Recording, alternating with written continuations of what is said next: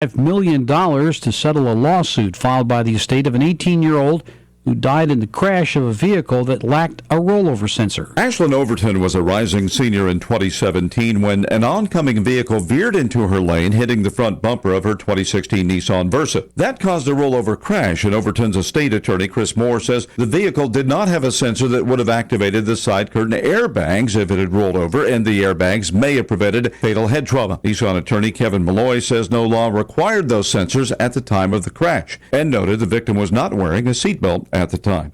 Bob Agnew reporting. This weekend's the start of President Trump's annual August vacation at his golf club in Bedminster, New Jersey. He's long bristled at the term vacation. The president expected to hold a handful of official events and trips over the next 9 or 10 days. More on these stories at townhall.com. I'm Ron DeRockstra. Are you tired of the courts usurping your freedom? America is supposed to be a democracy, but 9 unelected justices sitting up high in Washington, D.C. are making laws which they have no right to make. Join Richard Nixon live in the Legal Lounge every Tuesday, 4 p.m. Pacific Time on CRNTalk.com. Richard Nixon's a practicing attorney and noted author, and we talk all things legal, all things constitutional from a strict constructionalist perspective. Join Richard Nixon live in the Legal Lounge every Tuesday, 4 p.m. Pacific Time on CRN Digital Talk Radio, CRNTalk.com. Want to build your brand? Get boldly distinctive results with Catalyst Nutraceuticals. Catalyst Nutraceuticals are your full-service specialists for formulating and manufacturing. Let us handle your nutritional supplements. Let Catalyst Nutraceuticals make a difference for your product and brand. Go to catalystnutra.com, CATALYSTNUTRA.com, or call 678-641-9941. Hi, this is Ron Sedgy, inviting you to join me for The Tonight Show of Radio every Saturday night, 9 to 11 Pacific Standard Time on CRN Digital Talk Radio. Now in our 24th year and well over 19,000 guests, The Ron Sedgy Show live originates from our Universal Radio studios. Celebrities from TV, music, movies, literature, politics, and show business, at one time or another, they all come to The Ron Sedgy Show. So why don't you?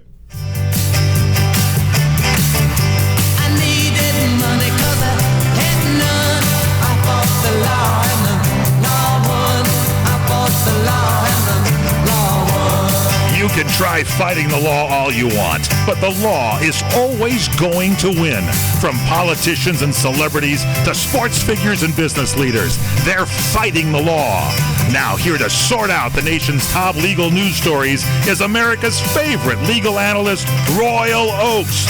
This is the Royal Oakes Show. Robbing people with a 6-gun. I fought the law and the law won. I fought the law and the law won. Welcome to the Royal Oakes Show, and welcome to our co-host, Ken Jeffries. How you doing, Ken? And our millennial correspondent, Connor. Happy to be here. As always, ecstatic. Well, a huge news week. We're going to be talking about red flag laws in connection with the shooting controversies. We're going to find out what the heck Joe Biden meant when he said he's choosing truth over facts, and also when he said that, doggone it, well, I don't want to preview his second gaffe, but what do you mean his second gaffe? Second of 50? How many of these gaffes there were two major gaffes. Oh, two major gaffes, Yeah, 27 sub gaffes. Okay, great. So he made some gaffes. Yes, he did. He's old and decrepit. Come on. Well, I wouldn't call him decrepit. He's not decrepit. Well-spoken. And we normally have a feature we really like called Moron of the Week, where we talk about two really stupid candidates and we vote. But I actually have just one candidate this week because I think he is we're going to crown him the Moron of the Week, the absolute unsurpassed idiotic statement by a person in the news this week. We're also going to talk about the tax return situation in terms of whether you have to reveal your taxes or you can't be on the ballot for president here in California. But I guess the big story, of course, was the horrendous shootings of several days ago.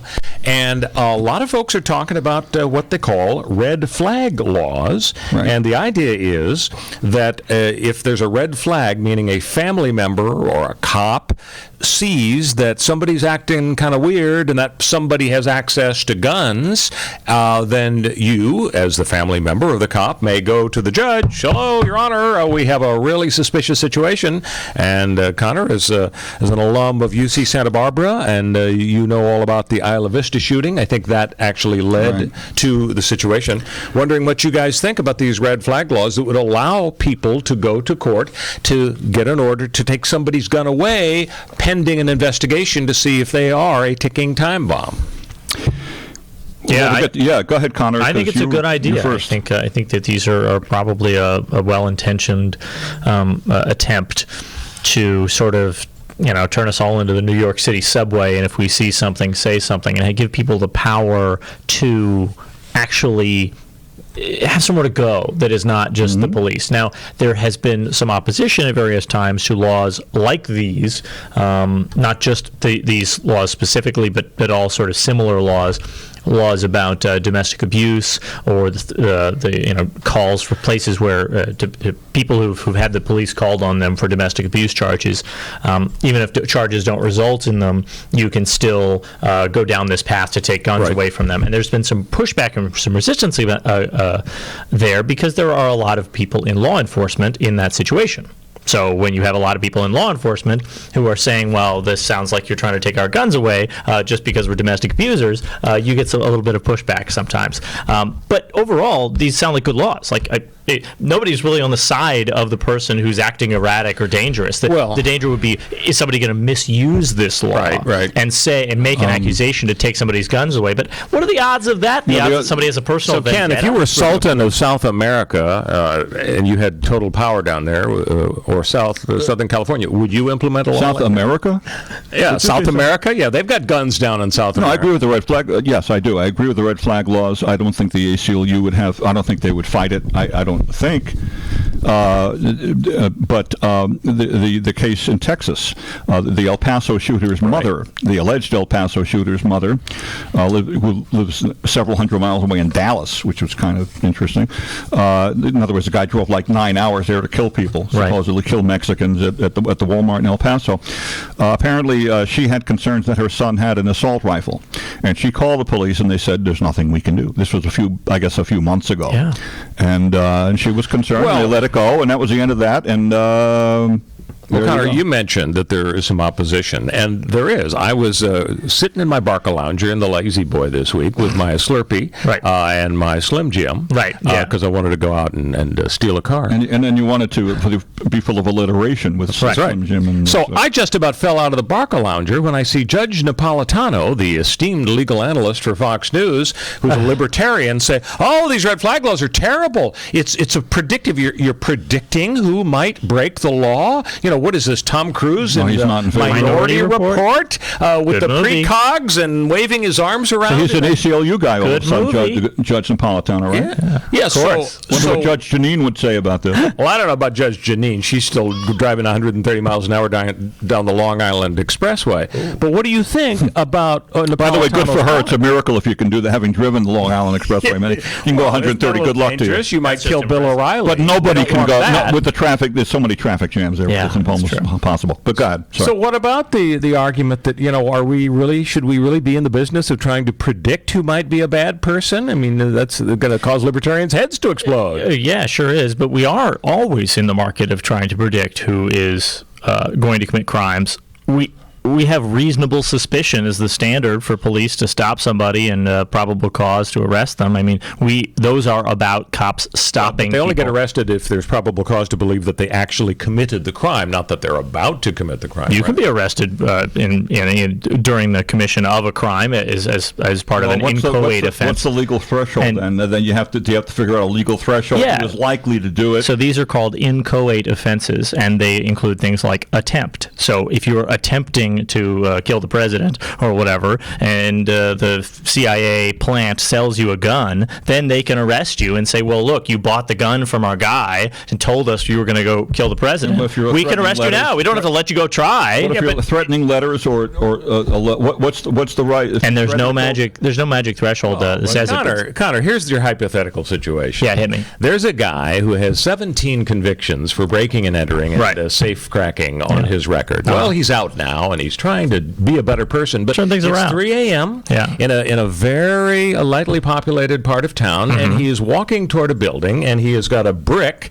and he always uses a brick to break his windows. Signature, yeah. And he's got his safe cracking tools, and he's marching toward the building, and he's 13 feet from the building, and Officer Barney Fife sees him, and he's got the one bullet in the gun, and he says, "Okay, pal, I'm predicting that you're about to take that brick, break the window, use your safe cracking I don't think we could arrest him for that. Yeah, you totally He can. might just be taking a walk with his pet brick. You remember the pet rocks? Now he's a pet. It's a support, his emotional support brick. I'm 100% telling you that. You think cops would try to arrest that poor guy just for that? Yes, in states where you have inchoate offenses, including attempted. What is I love it. Inchoate? What does that It's mean? incomplete. It means it's incomplete. a fancy law school Will you term. stop this Latin? The law students can't stop thinking about inchoate. Inchoate, that's Latin, right? And It's English. perpetuity. It's just It sounds like just means incontinent, which is, yes, true. you know. It just means it has not Let's keep it clean, Ken.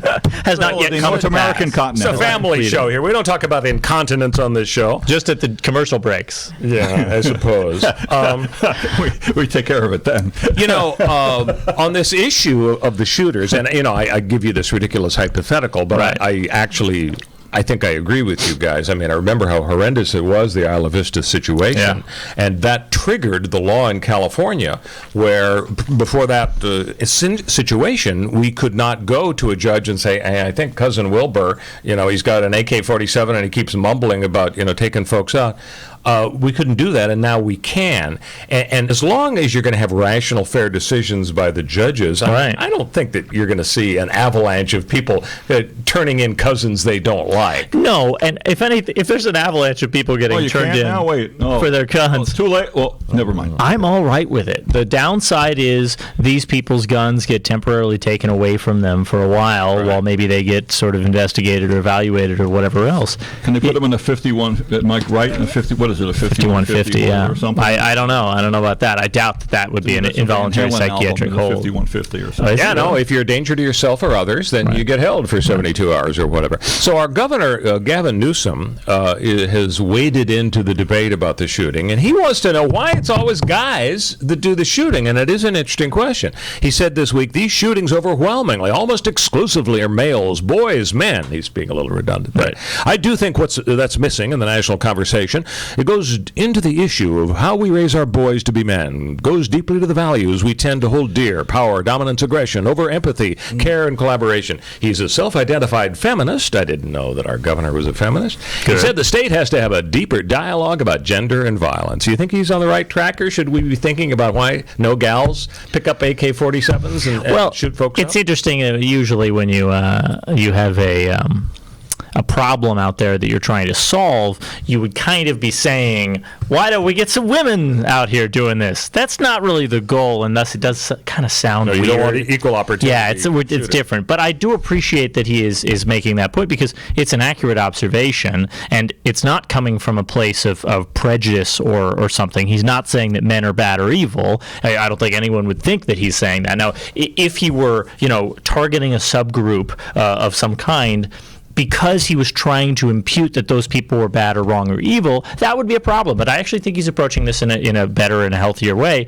from an attitude of how do we help people. And then do you drill down deeper and say, well, it's a white male problem instead of a white? Well, then that's it is. Is that kind of dangerous territory? It is dangerous territory, because it's very easy for people to then turn around and oppose and start saying, okay, so what you're talking about really is the existence of white supremacy in the United States as an undercurrent, how it has existed for 200 years, how it has grown and changed, and that's this big sociological, historical question of what caused white supremacy to be such a powerful force in our history, one of the most powerful forces in American history. So the underlying cause of all, there's one thing in common, of course, are guns. Right. And the presence of guns. Yeah. Now, although we had a mass stabbing in Orange County, I know the other day, and a bunch of people were killed. I understand that. Yeah. But the guns are a major issue too, and I'm sure we're going to get into that a little bit later. And too. sex and gender are crucial in this too. Dayton, Ohio, the perpetrator of that mass shooting, one of the victims of his violence was his sibling, who was trans. And that was a strange thing. At first they said it was his sister. And was it a man who was going to? Well, who knows what? Right. I mean, So it was very also strange. interesting, I think, that maybe the media bias got involved there, because whereas Why? everybody knew that the El Paso shooter was this white supremacist who hated Mexicans, not everybody knew that the Dayton shooter was a Bernie fan, a Elizabeth Warren fan, called himself a Satanist, and all of that kind of got onto page 2. That's but it was reported, and I talked to 2 or 3 people just out of curiosity a couple of days after it came out, and I said, "Hey, what do you know about the attitude, the political position of the shooters?" "Oh, yeah, these guys are white supremacists." So did you know that one the of them Dayton guy was a progressive? For what was the Bernie? Dayton? But what was his rationale for shooting up the place? Well, that's the bar? thing. That I think is that's what I don't know. That's the explanation for why, in my mind. I got to tell you, I was doing the news that last week for KABC, and that we were doing this show a week ago when the Walmart shooting went down in El Paso. We didn't know much, so I did the overnight news for KABC that night, and right in the middle of it comes the news of the Dayton shooting, and we went, whoa! Oh my goodness! Yeah, I mean that I think is Gets a little crazy. my explanation though for why the shooter in Dayton was not talked about, the fact that he was liberal and that he had social media accounts that you could argue were in some ways liberal, but the guy was also retweeting and posting things on Instagram that were extremely, fiercely and violently misogynist. And so it's hard. I'm not trying to nose true Scotsman here and say no true liberal is a misogynist. There are a lot of misogynist liberals out there, but it wasn't his political motivations that drove him. It would appear, we don't have a manifesto from this guy. No, we but have it wasn't. Instead, it looks like he was too, and he's dead too, and we won't know in this case. It looks more like he was trying to perpetrate violence against women, and specifically violence against his sister, trans sister, I believe. I could be misunderstanding the facts there. So when we come back, Strange. what's the solution? We'll get into that. We'll be back on CRN with the Royal Oak Show. This is the entertainment answer. The emotional drama Breakthrough is finally available for home viewing. What did actress Chrissy Metz say was at the heart of this film? The through lines for me were so important, that we're all purposeful, that we're all loved. We all are stronger truly together than we are apart, and that collective consciousness in positive forms like prayer is so powerful. Breakthrough, rated PG-13, now available on digital, 4K, Blu-ray, and DVD. For this entertainment answer, I'm Matt Mungle. Looking for an intimate, romantic getaway? Escape to Maui's premier bed and breakfast, The Plantation Inn, a quiet oasis in the heart of Lahaina town. Guest rooms and suites offer Hawaiian plantation decor, combined with modern amenities, and surrounded a serene courtyard with a pool, jacuzzi, and lush tropical foliage. The inn is located just steps from Lahaina's historic Front Street for an easy stroll to museums, galleries, shops, and restaurants. Call 667-9225 or visit theplantationinn.com and plan your getaway now. Hello, I'm Fred Dwyer. I've had a MyPillow for 2 years. Before that, I had sleeping problems. Pillows would go flat, I would flip and flop all night, I would wake up with a sore neck and a sore back and maybe even a headache. Made right here in the United States with a 10-year warranty and a 60-day money-back guarantee, there's nothing to lose. For a limited time, go to MyPillow.com and get a 2-pack of MyPillow Premiums for just $69.98. That's only $34.99 per pillow. And it's only available at MyPillow.com when you use the promo code WINNER. That's 2 premium pillows, just $69.98 with the promo code WINNER at MyPillow.com, or call 800-513-3363. That's 800-513-3363 or MyPillow.com, promo code WINNER for a fantastic offer. For the best night's sleep in the whole wide world, visit MyPillow.com. CRN listeners, when you come to Southern California, stop by a great restaurant, the Dresden Restaurant at 1760 North Vermont Avenue in Hollywood. Enjoy great entertainment, like the music of the legendary Marty and Elaine at the world-famous Dresden Restaurant. The Dresden was a location for the making of the movie Swingers. Now you can swing with stars Marty and Elaine. Plus, enjoy great food, too, like French onion soup, artichoke hearts, and many other great appetizers. Seafood, there's salmon, shrimp scampi, New Zealand orange roughy, halibut, Lake Superior whitefish, and specialties like veal, marsala, piccata, and parmigiana. Plus, we've got a great roast rack of lamb, chicken piccata, and cordon bleu, and pasta dishes, too. Steaks, filet, New York, Chateaubriand for 2. Much more, too, including pork chops, prime rib of beef, and an incredibly extra large cut of prime rib. It's the Dresden Restaurant, open for lunch Monday through Saturday and dinner Monday through Sunday. Check us out at 1760 North Vermont Avenue or call 323-665-4294. Welcome back to the Royal Oak Show with our co-host Ken Jeffries and our political correspondent Connor Oakes, talking about the shootings, talking about solutions, perhaps. Okay, so we're going to have the same old debate. Oh my gosh, let's close all those loopholes. Let's make the background checks really strict. Let's make sure people can't have semi-automatic weapons and all the other things. So here's my theory, and you tell me how I'm crazy. Okay. I think the pro-gun NRA people are a lot like the pro-abortion, pro-choice lobby, and here's what I mean. The pro-choice lobby sees these people saying, oh, yeah, okay, we understand about Roe versus Wade, but we want some restrictions here. We want to make sure that it's pro-life. Pro-life. The pro-life people say, we want a hospital that's really... Right. So can I say, you said pro-choice, pro-abortion, but it's pro... Oh, okay, well... Yeah. Oh, okay. So the pro-choice people say, we know what you're up to. You're trying to get rid of Roe versus Wade completely by what you say are reasonable steps. Qualified doctors, let the husband know about it, waiting period counseling. Right. All that is really a smokescreen. You're really chipping away and you want to get rid of the basic right. I think the NRA people are the same way. They're saying, we have the Second Amendment on our side, like the pro-choice people have abortion right. We know what you're up to. You're chipping away with this business about background. What you really want to do is repeal the Second Amendment, which a lot of people do. Yeah. What you really want to do is basically make it illegal to own guns. The LA Times has editorialized in the past. They say, other than cops and soldiers, nobody should have a gun in our society. I think that's why the NRA takes these idiotic positions against reasonable things like background checks, because they see it's the camel's nose under the tent. Isn't that really what's happening? Maybe. And also, take that. Wayne LaPierre, who heads the NRA... definitely wrong. Maybe right. I'll take. You heard after this week's shootings, the Wayne LaPierre had a little conversation with Donald Trump. No, I didn't hear about it. What happened? You didn't hear about... Well, okay. And see if I got this right. To tell him that, because Trump came out for background checks, said, background checks are fun. And I'm Wayne thinking, LaPierre really? I guess. And Wayne LaPierre, I guess now is the president of the NRA. I'm not certain what he was a vice president, and he's president, and it's whatever it is. So he's, according to the media, the mainstream media, I'll leave it at that, said Wayne LaPierre called him and told him that that would really be against Trump's base. Trump's base, that Mr. President, your base would not like that. It's almost like supposedly that was the message. I guess you could say that Wayne called him up and put a gun to his head about. You could say that. What a metaphor. Basically held him hostage as to his chances for re-election, and basically said, "I control you. I own you the same way I own all these other representatives in Congress. Everybody who's got a Smith & Wesson factory in their district, and everybody who's got fierce bunch of bitter clingers who are obsessed with their guns and won't let him go."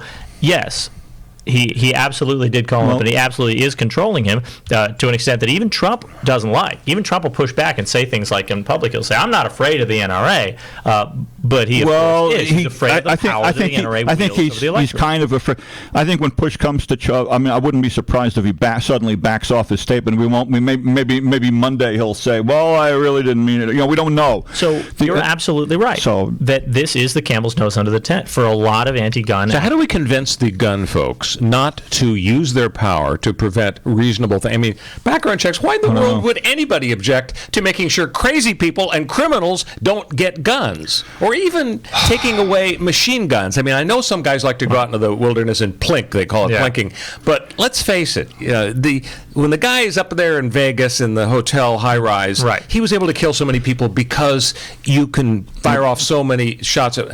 These are reasonable steps that the NRA is going to continue to oppose, and they're so strong nothing's going to happen. So how do you convince them that we will stop after we make reasonable? And the other thing is the Senate will not pick up anything until September. McConnell said, "Oh no, we're in September. We'll think about it." Possibly hoping that this whole thing will blow over, because something else will happen. You can't stop the pro-gun to folks from thinking that this is the camel's nose under the tent and that they're coming for Obama's coming for their guns, unless you for these white supremacists, whether they're lone wolves or groups. Yes. And if so, should we cast the First Amendment aside and monitor the internet more strenuously? Use the algorithms to pick up the words, because a lot of these guys, they kind of tip off the world with what they post. They say, I'm going to do it, and by golly, they did it. Talk about guns. Yeah. Should we just say, privacy be damned, we're going to go in there, because everybody uses the internet, and it is the total breeding ground for violence. Yeah, I mean, we already do as to maybe we should do it more. Forms of international terrorism. After 9/11, the FISA courts and the U.S. government, basically, CIA especially, basically said, we're going to be able to do whatever we want. We're going to get these FISA court warrants, and we're going to wiretap Americans and people on American soil, and the American public's never going to hear about it. But they aren't doing it as to domestic white supremacist terrorism, and that's a serious problem. They should be doing it. All right, when we come back, we're going to talk about Bernie's very bad week. He says poor kids are just as bright as white kids. And he also says he believes in truth, not facts. We're going to find out if perhaps he needs just a little bit of extra help there on the stump. We'll be back on CRN with the Royal Oak Show. Is getting a full night's rest a struggle because your sheets won't stay in place? Do your sheets make you hot at night, causing you to toss and turn? I've been there, but not anymore. Thanks to MyPillow's Giza cotton sheets, I'm getting a full night's rest without the hassle of fixing my sheets. Giza cotton sheets by MyPillow are made with the world's best cotton. It's called Giza, G-I-Z-A. It's grown only in a small area near the Mediterranean Sea.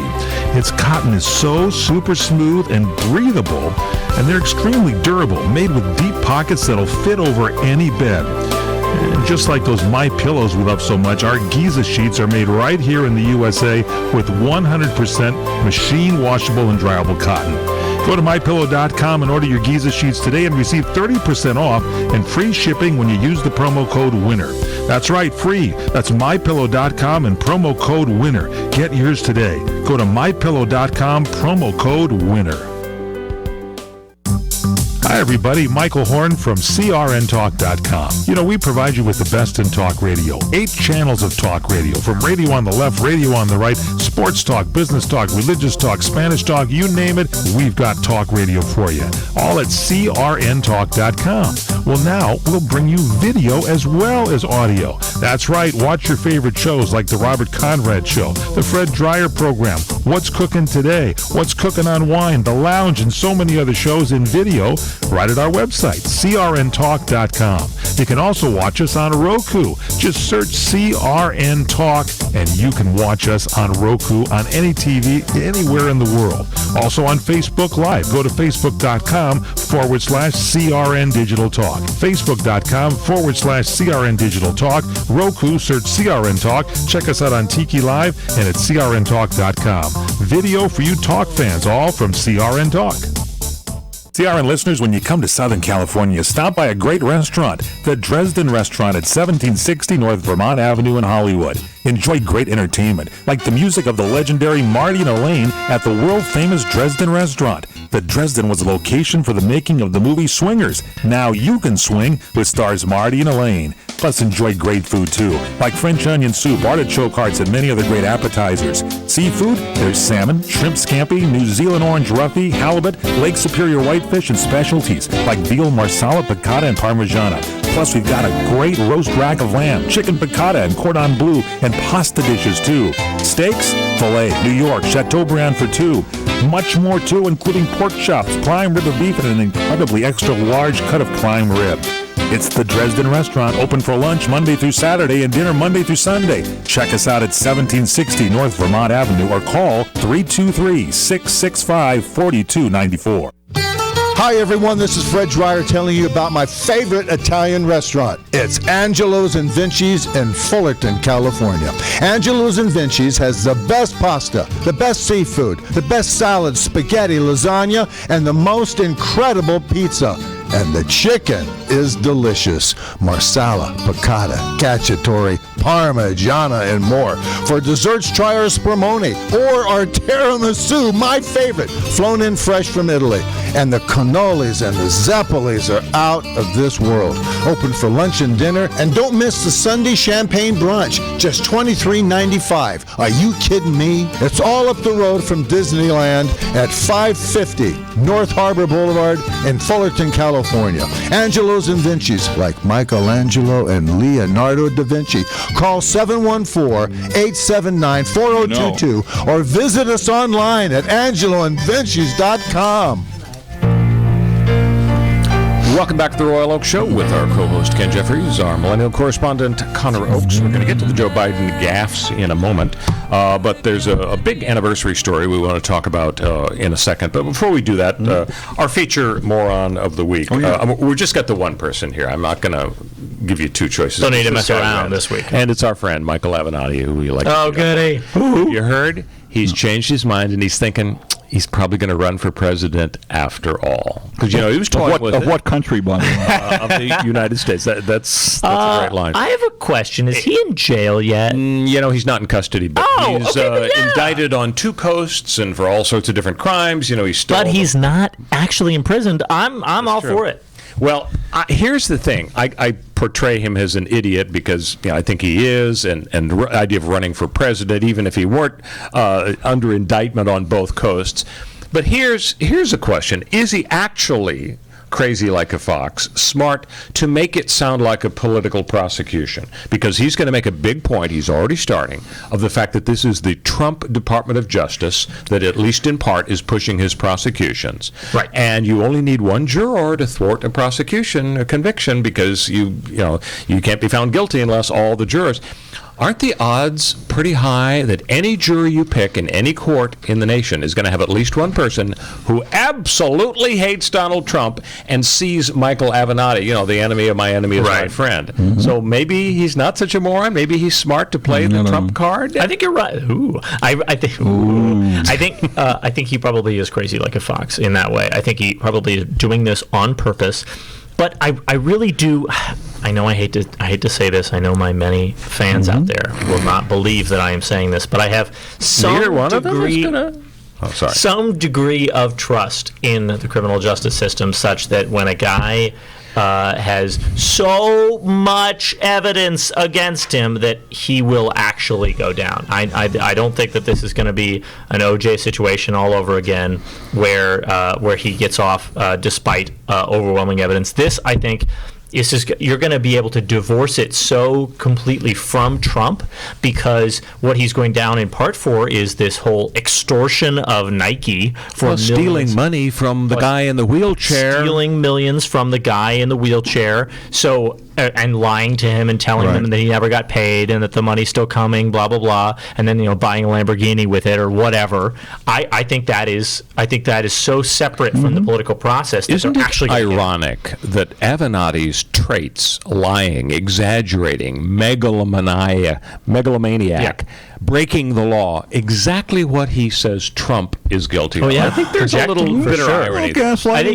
I think this is also just people like allegedly, right? Allegedly. Who do we have out there in the public eye trying to gain political power, trying to hustle and make millions and millions of dollars? A lot of them are sociopaths. They're crazy people. The ones who aren't trying to do it by honest hard work, like a good old fashioned CEO who exploits the labor of the proletariat or whatever. The honest, good way. So this is the season of anniversaries. It's weird to me that we've talked in previous shows about how this 4-week period of late July, early August, 2019. It's the 50th anniversary of Woodstock and the Manson killings and Chappaquiddick and the moon landing. August 9 yesterday was the anniversary of Richard Nixon's resignation in 1974. Yeah. So it's 45 years. 55 years.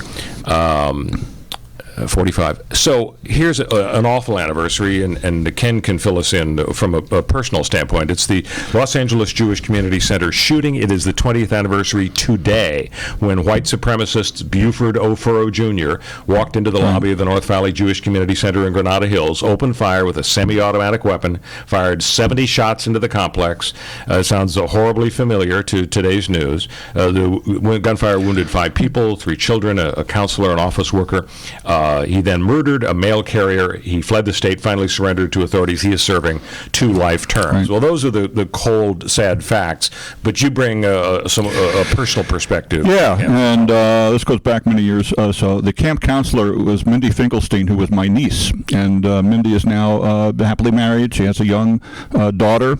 She lives in the Bay Area and all of that. And she's physically fine. Today, as we do this interview, very nearby the Chatsworth Post Office on Devonshire, they had a tree planting ceremony in honor of Joseph Aletto, who was the mail carrier who was shot and killed that day also. In fact, Aletto's brother was there today. And he said sometimes his brother Joseph is forgotten in the story about the JCC shootings, but he was really the one fatality, if I got that right, if I remember correctly. And he also happened to be my niece Mindy's mailman that day. It's a very strange coincidence, and all of that. So my wife and I went today to support my sister and brother-in-law, Mindy's mother, and and her father, and so Congressman Brad Sherman was there, and Paul Koretz, and the councilman, LA councilman, and others in the community, and the postal community as well. And the Aletto family was there, and so you may see it on the news tonight in the Los Angeles area, but they wanted to honor especially Joseph Aletto, who passed away that day as well, because again, his relatives feel, and they may rightly think so when they talk about the Jewish Community Center shootings, that Joseph Aletto is the forgotten victim in this case, and so that one happened. So it was very moving, obviously, and I'm all glad that. your niece is doing well, and it's just so sad that echoes of that event are in the current news. It's just every time there's a shooting, she goes. I can't speak for her, of course, but she possibly goes through some of this stuff. Oh, you know what I mean? Absolutely. Here we go again. Traumatic stress disorder. So many people do. You don't even have to be a direct victim of one of these types of events to experience. My wife held a dying child in 1984. One of the first school shootings in L.A. My wife was a school nurse at 49th Street Elementary School, and she held a dying child in her arms. Wow! And so she was involved with that too, years before. Well, it isn't all bad news. Tough. On the lighter side, let's talk about Joe Biden. And now, why is it the lighter side? Here are his quotes. Switching gears now. This week, he said, "I choose truth over facts." People are still trying to figure out what he meant by that one. Yeah, he also said, doggone it, poor kids are just as bright as white kids, rich kids. So here's the question. The Democrats, his competitors, are not piling on and saying, oh, yippee, Joe has dementia, vote for me instead. They're kind of laying off. Donald Trump, he's not playing with a full deck. Yeah. Okay, after the Democrats get through being polite and so on, and they realize, oh my God, Joe's still up there, you think this Gaffmeister stuff is going to be a problem for him? Do you think that they're going to just take the gloves off and go after him and say, I don't know. Old guy, step aside? Can I bring something else in? It's a really curveball, and I didn't tell you about this. And I wanted to talk really quick about Jeffrey Epstein, who committed suicide in prison. I'll tell you why. Okay. There's some thought that Epstein may have the goods on Trump, and you wonder if some of that's going to come out now, even though Epstein has committed suicide, if that's not going to come down and hurt Trump in the future. Well, of course, there was the suspicion putting about Biden aside. So I hope you don't mind I bring that up now. But Trump. Well, let's talk Epstein, and then we'll get back to Biden. Yeah. Epstein hung with Trump for a while. And Clinton, he hung with Clinton for a while. He hung with Prince Andrew and so on, and who knows who else. There are records of how many flights that Clinton and so on took with him. What evidence have you seen that could implicate Trump or Clinton or Prince Andrew? Don't know yet. In a serious way. Well, I mean, so why would people be bringing because this up if there isn't any actual solid evidence that Clinton or Trump or anybody we don't know yet because it's been involved in sex because there won't be a trial. Right. But if there is no evidence that would actually lead you, like we talked about probable cause, the definition of probable cause is something that might cause a reasonable person to suspect a crime occurred. Now that is here. Now was beyond a reasonable doubt is up here. That's what you. So need when to Epstein was arrested, was that media bias by bringing up the Epstein arrest because it might have a link to Trump?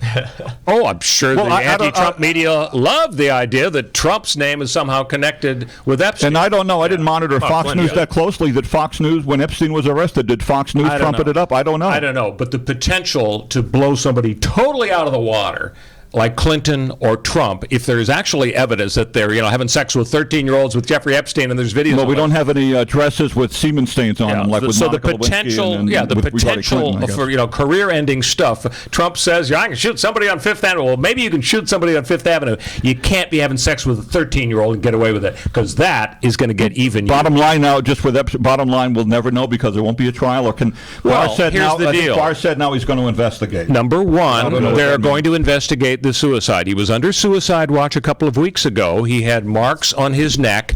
People thought, well, was he attacked by another inmate? Did he try to kill himself? We don't know, but he was on suicide watch. And for some reason, he was taken off suicide watch. So when he died last night, he was not on suicide watch. We are told he hung himself. So now the question is, what happened? They are going to investigate it, you can bet.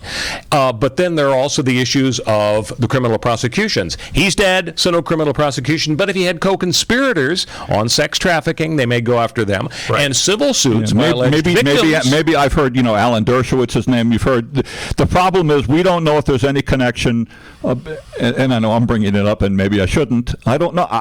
That's the point. We don't know. It is tantalizing. It's crazy. But I think the fact that he is dead makes it less likely that if there is smoking gun evidence against Trump or Clinton, that it'll ever bubble up to the surface. And did he die under mysterious circumstances? You can bet they're going to investigate I didn't mean to That's all right. That's all right. Let's go back to Joe Biden. I'm back to Biden. Because, Connor, I wanted your take on when Joe says poor kids are just as bright as white kids. I mean, how many times is he going to say something that makes people think, gee, does he really have the goods at his age to be president? Do you think he's just going to kind of get his act together and they'll micromanage him a little bit more and just have him read off the teleprompter and he'll be okay? Biden has never been able to get his act together. He's never had his act together. He has always been this guy, or at least in my political life, the last 20 years. Maybe he was different in the 80s and 90s. He's not going to. He's not going to change. What's he going to change for? In the 80s and 90s, he was famous for sort of reaching across the aisle. Plagiarizing British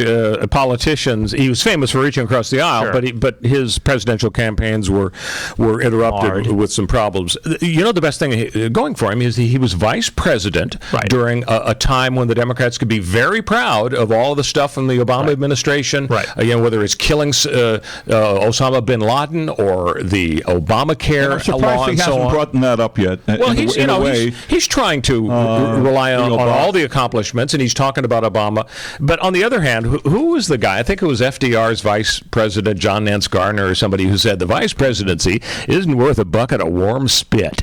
And did he really say spit? That's what we want to know. Well, I think that he did. So here's my question: how could a bucket of warm spit be warm when it comes out of you? It's 98.6 degrees. Now stick with me on this, Ken. I'm with you. To have a bucket of that stuff, it's going to take hours. It's going to be room temperature. Yeah. So in what sense could the bucket... Oh, sorry. Do you not own a hot plate? Are you like a caveman? Oh, my God. Can you join us here in civilization, please? We like to keep the show on a high plane. Yeah. So Biden is going to gaff his way all the way up to the primary, and we're going to see what is a more powerful force, inertia and the establishment, or the excitement that one of these underdog types, who are all an underdog to Biden right now, even though they're Elizabeth Warren and Cory Booker and Bernie Sanders and the rest, they're all underdogs, and we'll see what's a more powerful force: their inertia and their momentum. His inertia and his momentum, or their excitement that they can bring, because they are actually exciting candidates, and Biden is not an exciting candidate. Nobody wants him. They only want Biden because Biden is currently the one regarded to be the most likely to beat Trump. There's nothing else he's got going for him. I want to bring up real quick Beto O'Rourke. Regarding the El Paso shooting. You mean he's still running? Well, there have been some people So I've heard some people, or it's my worst Trump impression ever. Mm-hmm. So people tell me, there have been some people who apparently have been urging him to get out of the race and run for Senate for John Cornyn's seat. Yes. Which he may have a better chance, because this might be, and I hate to sound, when you sound really political, this moment for O'Rourke to shine on a state level after the El Paso shootings. Does that make any sense? Yeah, I think it's and very possible. I think Cornyn's term is up. He's the other senator from Ted Cruz, of course. He lost to Ted Cruz, O'Rourke did. But now Cornyn's term is up very soon, and let's face it, who knows what. Beto O'Rourke and Marianne Williamson and what's his name, Yang, and all these other guys, they know they're not going to be president this time. They are doing this for notoriety, to win subsequent elections, to increase their speaking fees, Williamson which is fine. Trying to this sell is books, America. or what is she trying to do? Look, maybe Trump ran for president for the same reason, to sell who knows what. Trump Very likely, and it worked out for him. It ain't going to work out for Beto. I mean, Buttigieg and the rest of them are way ahead of him. Probably not. But then there's, and so yeah, it probably makes sense. He probably would be smart to go for the Senate. He only lost by 2 points to Cruz. Right. Let's talk about Bernie, because this is very exciting. Yeah. Bernie Sanders promised to Joe Rogan on his podcast that if Bernie is elected president, he will reveal the government's secrets about unidentified flying objects. If there are any secrets. You think there aren't any? I think Bernie's seen a few. And he said, "My wife would demand that I let you know." So that's beautiful. we have that to look forward to. It would be funny if Bernie becomes president and an inauguration day he takes off his mask and he's really E.T. or somebody. I told you. I'm going to disagree. I'm going to disagree with you. Or he goes like this. He takes off his mask and goes, "It's me. I'm back." No, I'm going to disagree with you, Ken. It would not be funny if Bernie Sanders became president. That's just my personal opinion. Yeah, well, it wouldn't be funny. There was a cat fight in the campaign this week. The cats were Kamala Harris. Oh no, and women. Be a man. Ms. Gabbard. No, it's two women. Oh God. That's why I said cat fight. This is your dad. Did you hear fight. what Representative Tulsi Gabbard, Democrat of Hawaii, running for president, said about her fellow Democrat Kamala Harris?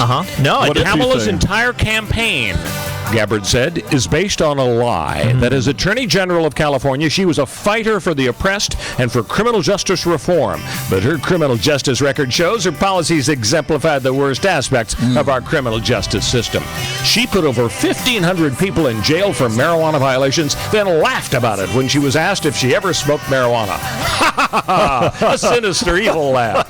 Well, I added the part about sinister. Right. But are you surprised that these two fine, upstanding Democrats would get into it like that? Well, Tulsi, I'm not surprised by. Tulsi needs to do something to punch up and get a better name for herself, because she's not regarded well by Democrats and liberals. They generally don't like her. So I wasn't aware of that. Is she moderate for most Democrats? She's actually extremely conservative. And she has the Royal Oak. Savor the past and savor the glory days of Las Vegas. Enjoy 70 years of true Las Vegas history as 4 generations of family wait to greet you at the legendary Bootlegger Italian Bistro. Wine, dine, and experience Mama Maria's award-winning original recipes while surrounded by original family photos and celebrity memorabilia. Enjoy piano artistry nightly with music from the Great American Songbook in our main formal dining room.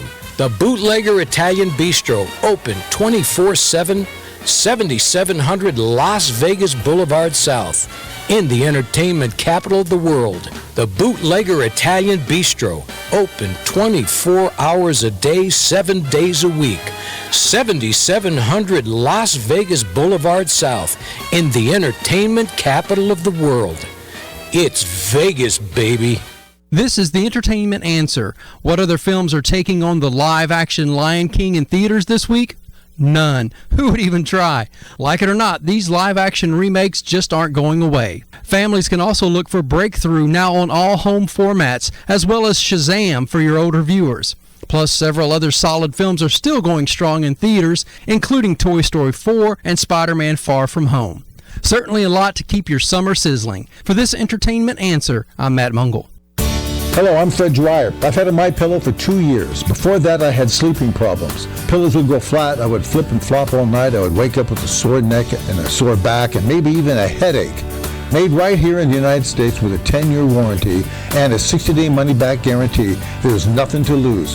For a limited time, go to MyPillow.com and get a 2-pack of MyPillow Premiums for just $69.98. That's only $34.99 per pillow. And it's only available at MyPillow.com when you use the promo code WINNER. That's 2 premium pillows, just $69.98 with the promo code WINNER at MyPillow.com or call 800-513-3363. That's 800-513-3363 or MyPillow.com promo code WINNER for a fantastic offer. For the best night's sleep in the whole wide world, visit MyPillow.com. Want to build your brand? Get boldly distinctive results with Catalyst Nutraceuticals. Catalyst Nutraceuticals are your full-service specialists for formulating and manufacturing. Let us handle your nutritional supplements. Let Catalyst Nutraceuticals make a difference for your product and brand. Go to catalystnutra.com, CATALYSTNUTRA.com, or call 678-641-9941. Welcome back to the Royal Oak Show with our co-host Ken Jeffries, our millennial correspondent Connor Oakes. In a big news week, we don't want to lose sight of this important story, an important death. Rosie Ruiz, 66, is dead. Everyone's favorite. Many people will remember Rosie Ruiz Not from me, but- 1980 when she won the Boston Marathon. Oh, good job, Rosie. She didn't exactly win, though. She ran for like a mile, and then she ducked into the Boston subway. I didn't know they had a subway. And she takes the subway to about a mile from the finish line after, having a Subway sandwich. Yeah. and gets back on the path. Oh, my goodness, I'm so tired. Oh, I have won. I broke my personal record by 4 minutes. That's fantastic. And they took 10,000 photographs of the last mile of the race to investigate, because somebody on the subway said, hey, I think I saw her eating a Subway sandwich on the subway during the race. Are you sure she won? So she cheated. Wow. And she said, after she was caught, I can honestly say this is the second saddest day of my life, when she was caught, only to be surpassed by the day I had to leave my father in my native country 18 years ago. So she's trying to play for sympathy. Yeah. So she had a few legal problems after this. She was charged 2 years later with grand larceny and forgery, accused of stealing cash and checks from the real estate firm where she'd been a bookkeeper. You see a theme in Rosie Ruiz's life? How do you let somebody who does that become your bookkeeper at your firm? Yeah. And then she was arrested on charges of trying to sell cocaine to undercover agents at a hotel in Miami. She goes to jail for that. I think she has passed away, R.I.P., but I think she's going to have some splaining to do at the pearly gates. Yeah. That's just my personal take. These seem like victimless crimes. So what about tax returns? Should Trump and everybody else who wants to run for president in California be required to reveal their tax returns to the public? I mean, inquiring minds want to know. I think they should, but he's going to sue and he'll win, because the new California law, he'll sue and he'll win, because it's not in the Constitution. Right. I think that tax returns are an important component of getting the financial picture of the guy who's going to be representing you, and making sure that he's not swayed by untoward influences from abroad or at home. But the problem is in the execution. You can't have a state-by-state patchwork where you apply to a presidential election and you basically lock out certain candidates from getting electoral college votes. The electoral college is a travesty. It's anti-democratic. It should not exist. But as we live and breathe right here and now, we can't do anything about it, and we can't be blocking candidates off of ballots just because they haven't done what certain states the other thing, would like. it's my understanding, and I thought I heard this the other night, that different states do have different requirements to get on the ballot. They do. Am I wrong? They do have different requirements, but all of those must be number of unconstitutional too. signatures and so on. Well, they all might be unconstitutional. Well, it's not that they're unconstitutional. They're anti-democratic. They're certainly against the notion of a free and open democracy. But in a way, they are required.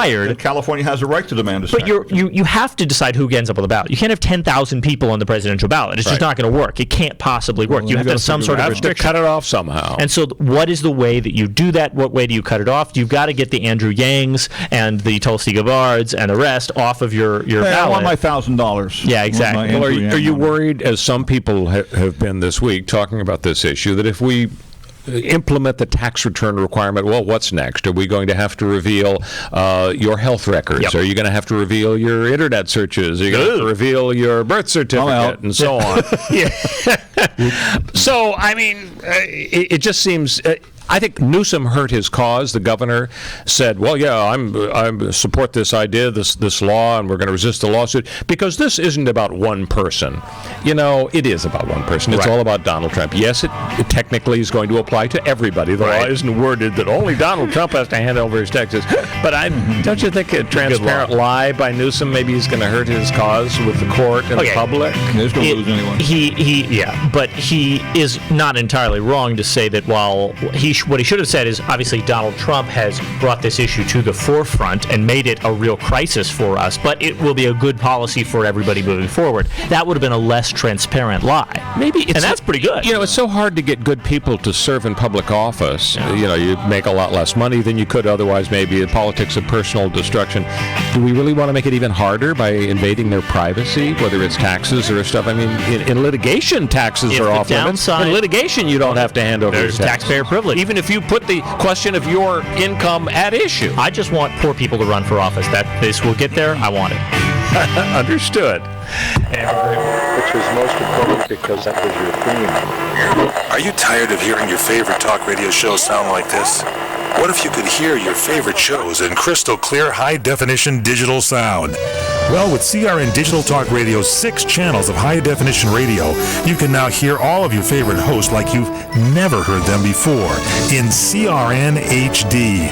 The difference is amazing. Catch your favorite political hosts like Dennis Prager, Tom Hartman, Barry Farber, and so many more. Entertainment and lifestyle programming like The Robert Conrad Show, The What's Cooking Show, and The What's Cooking on Wine Show, all in true CRN HD audio. Sports, business, travel, food, wine, politics, there is something for everyone, and it's all available in CRN High Definition Sound. Log on to www.crntalk.com